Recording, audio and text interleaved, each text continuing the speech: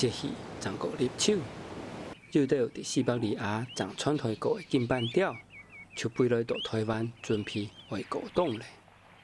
记得是台湾当普遍的后钓，脚苍苍，嘴短短，木子太窄，是俩类的钓的特色。伫本类学来讲，算是反口，大部分是后钓。不过，没有当少数的流钓会伫台湾穿台，像俩种的金枪千脚钓就是台湾时下全是海，来来去去的流水为海笋带来当道的引让，润入出来当道的生物。没因为安因，海笋会变成青岛后钓的大串汤、大丽沙、国沙是间国沙后的环境来固性。从俩种的冲桥在钓，因为脚当冲，就专门读水下深的水塘来固性。俩种钓当好结圈，未当好伫放体的黄塘都侵蚀，所以台湾北部当少，而到南部海笋的黄塘还有机会看到。俩种钓当好人，有看到几家己向上桥冲冲的在么？所以下尾就含记了做冲桥在钓。注意看，记得很慢慢用冲冲的桥在来是东西，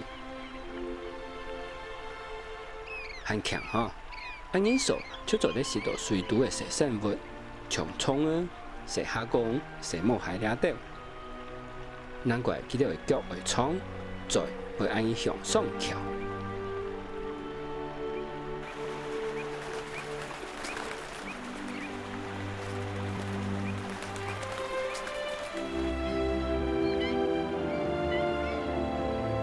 不过讲到冲脚，伫台湾脚最冲的，切对是俩种。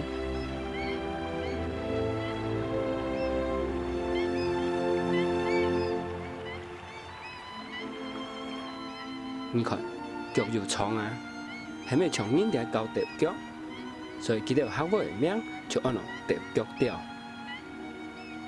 虽然冇翘翘的在，不过是东西为了冲翘在钓强浪，系拢傻啊。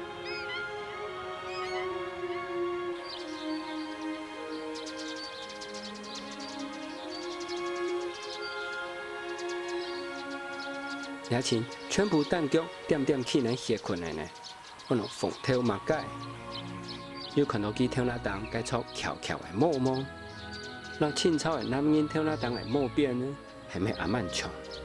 所以北京话含记到做小辫痕。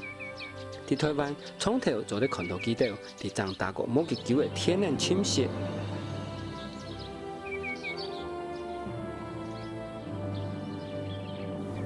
和俩张日后是铁土狗的，伫台湾就非常罕见。不过前方人有看到几个风荡荡的向扑梦，记得就按了风向千脚钓。那风头马介强浪，记得未当好伫大国的天然侵蚀。你看，有浮体只土狗，安因港中人看到，切对当欢喜。